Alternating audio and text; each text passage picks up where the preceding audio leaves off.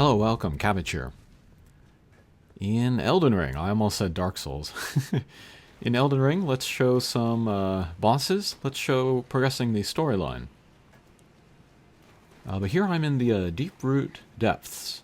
This was a place that I hadn't been to yet, so I thought I would visit. And there's this, I don't know, corpse? Giant corpse? Lots of flies flying around.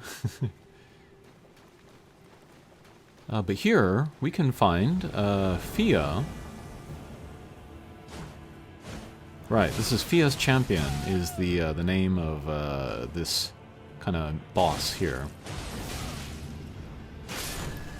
My build is pretty powerful now, this Argo build.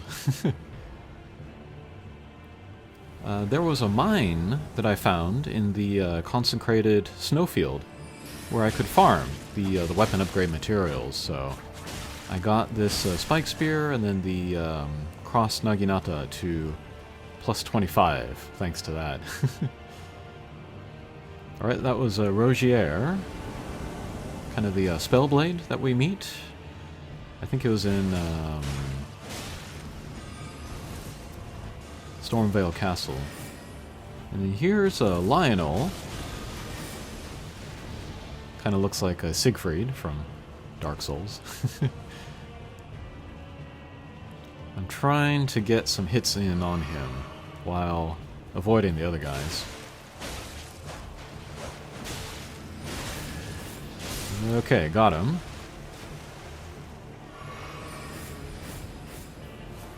And then with this playthrough, with my first playthrough here, I want to become Elden Lord. But what I'm discovering, you know, kind of advancing various storylines, is that there are lots of... I don't know if there are lots of ways to become Elden Lord, but like, there's a lot of kind of directions you could go. Like, what are your intentions in becoming Elden Lord? And I'm thinking maybe the different endings are based on, like, kind of like who you align with. And so that's really interesting. Okay, so we beat Fia's champions. We can talk to Fia. She appears here.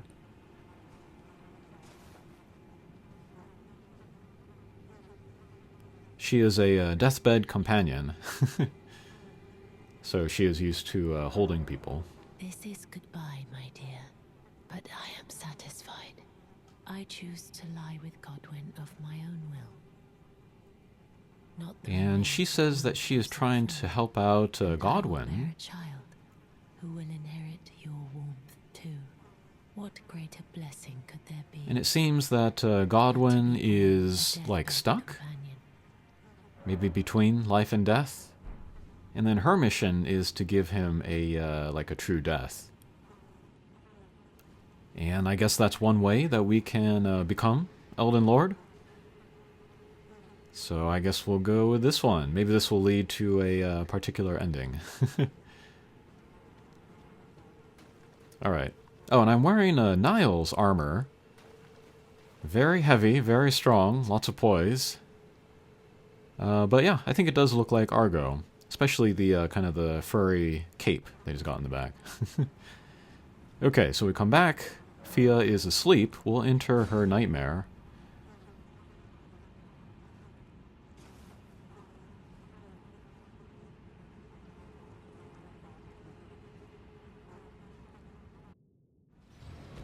And it's a dead dragon.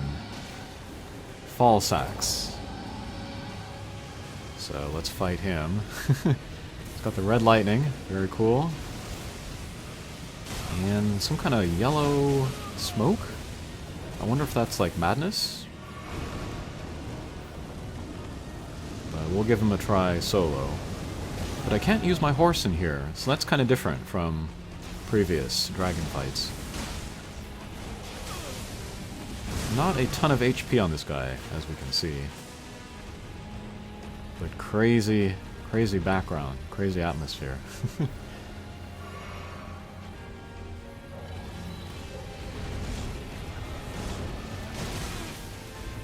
Yeah, but I've beaten maybe like less than half of the dragons, so I would like to go after them.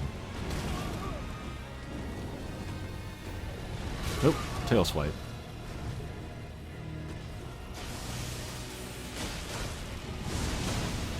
Yeah, trying to take advantage of those jump attacks.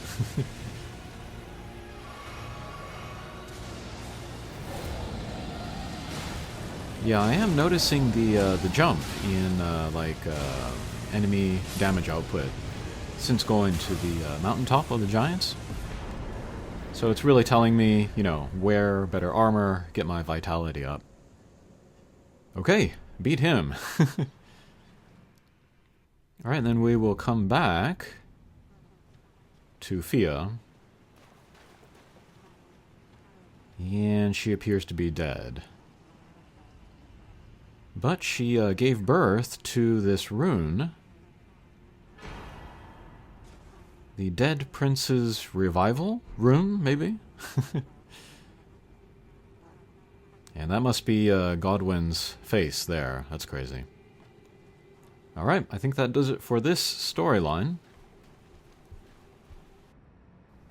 Next, let's go back to the mountaintop of the giants. Let's fight the fire giant. In the last live stream, I think it was, I was going through, and I was like, where are all the giants? But then I went higher up the mountain, and then there were a lot of corpses of giants. And then here, this boss, I guess he's the last giant.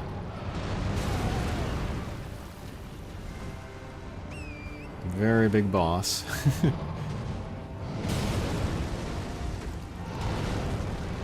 And then, like, I was kind of like attempting him doing a combination, you know, of on foot and then on horseback. But this run was not going well at all.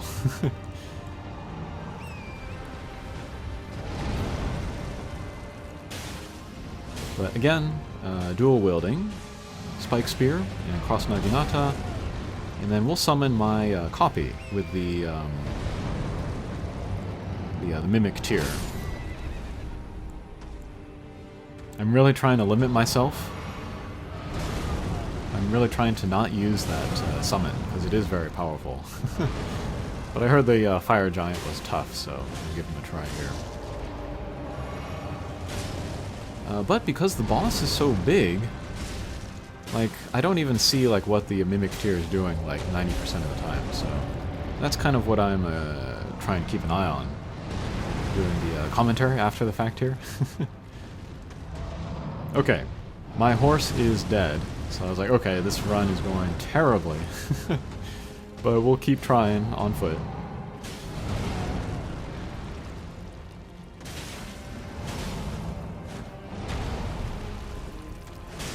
Yeah, keep doing the double attacks. Maybe we can get bleed in there. And then I have talismans to raise the damage of like successive attacks. So that's helping, hopefully. Oh, and it seems we got poison on the boss, so that's good. I think I also have a talisman to do extra damage when somebody is poisoned.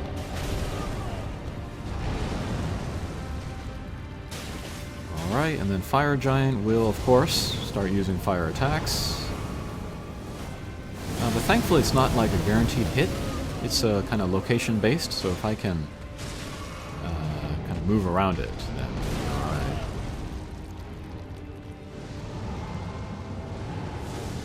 Yeah, but the design of this giant, I feel like it's inspired by Norse mythology. I seem to remember vaguely that the Norse giants had faces in their chest. Pretty wild. But yeah, it's kind of crazy that, or cool rather, that like so much of the mythology in Elden Ring seems to reference like real world stuff. Okay, here's phase 2. So here, he's not going to be walking around. He's lost one of his legs. He'll be crawling around. He'll do more fire attacks. I'll go back to attacking the feet. He seems to do kind of more attacks like in front of him. And he's lying down. Ooh. And I guess he rolls. That's crazy. Yeah, but I'll try to stay away from his friend. Ugh. He rolled over me.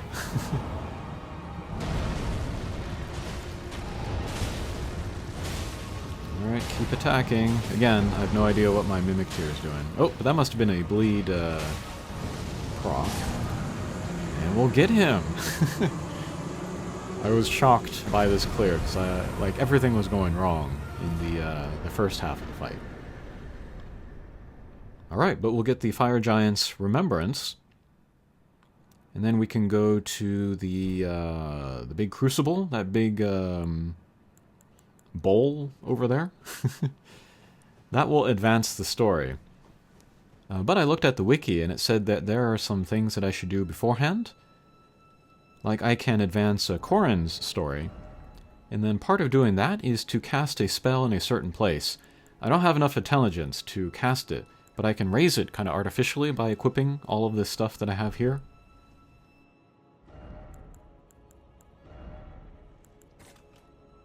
So we'll raise my intelligence once, cast the spell, and then that'll be that. But first I'll use a rune arc with Godric's Great Rune, I think. That will raise all of my stats, including intelligence.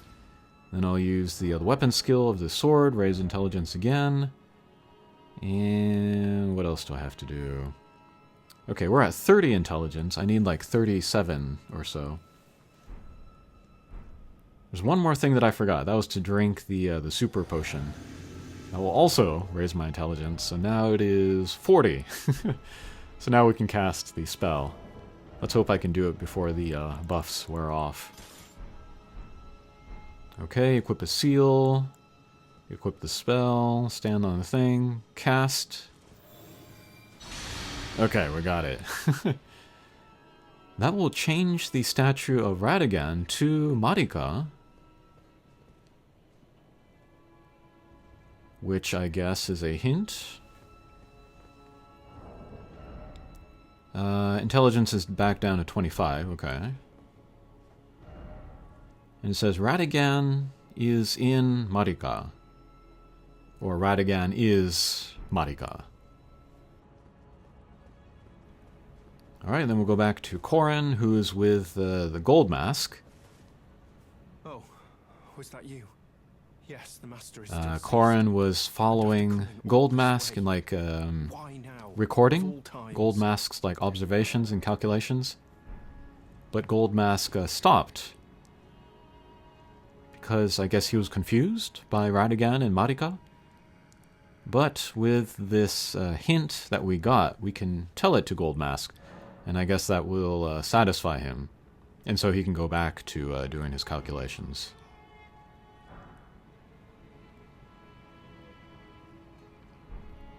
And get a new gesture.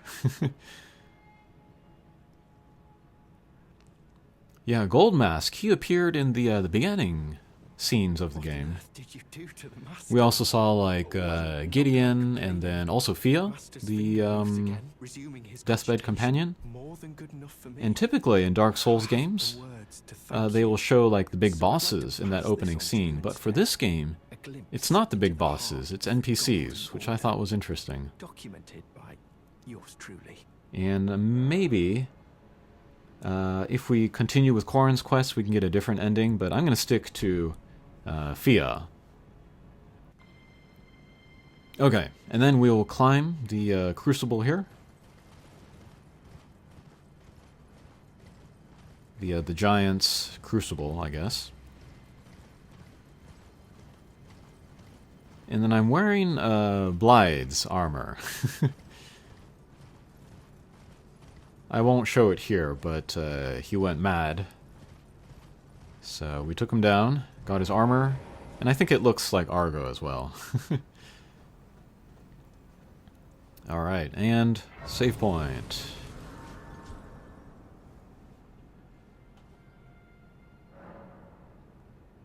And we have an option to talk to Melina. She asked us to take her here. I have long observed the lands between. This world is in dire need of repair and death. Indiscriminate. Are you prepared to commit a cardinal sin? Are you ready to do the cardinal sin? Very I'll well. select yes. Let my hand rest upon you for but a moment.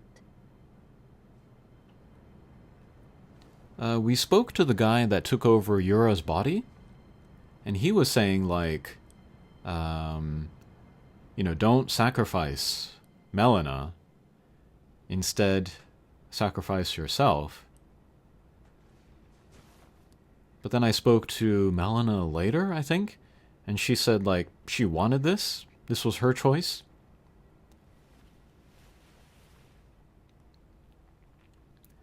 And then later, Vike, I guess he appears on the cover artwork of the game. He was in a similar situation, but he chose to sacrifice himself to the fire. I think I got all this right. And he ended up going mad instead of becoming Elden Lord. I still want to become Elden Lord, so yeah, we'll continue with this story. Alright, Melina gets the fire from the forge.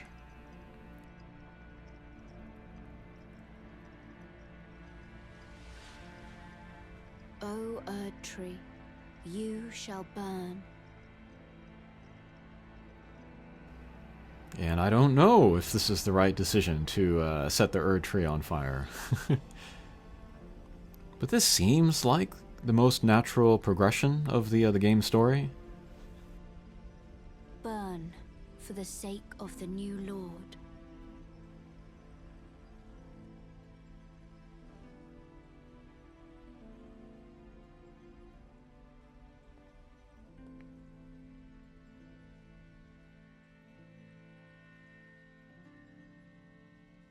Thank you for guiding me here.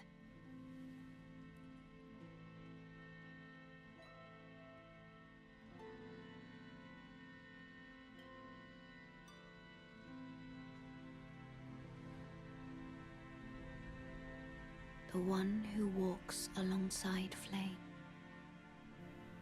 Ah, pretty shall cool. one day mount the road of destined death. Okay, she's also talking about going to meet death or embrace death. So maybe the Fia Godwin relationship thing is in line with that? I don't know. Alright, cutscene. We wake up. And where in the world are we now? This is wild. We got storms. And this is floating in the air, I guess. Crazy. But I saw the Erd Tree in the background there, so we're still in the world. Crazy. But facing north to begin, and the Erd Tree's on the left, to the west. We've got dragons flying around. Crazy. Alright, let's check the map. Okay, so yeah, we are on the east side. We can see the Erd Tree on the west side. But yeah, still on the map, I guess. And we'll see what this place is called. Farum Azura. Alright, and this might seem random, but I'm here at the Beast Sanctum at the north of Caelid. And I was looking at the architecture, and this kind of looks like Farum Azura. And then there's the Beast guy in there, and then I remember the first boss of the game that I think I fought anyway, was the Beast Man of Farum Azura. So maybe that floating island used to be part of Caelid, this northern part of Caelid, so that was very cool.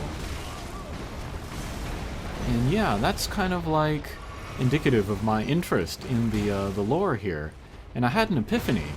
Like, what if the opening characters talked about in that intro what if, like, they all represent, like, a path we could take? Like a different belief system, or like a different faction or something? So yeah, little by little, I'm getting into the lore and getting more interested. And then I do want to see all of the endings. Okay, next live stream we'll be going through Fatum Azura. Thanks for watching, and we'll see you again. Take care.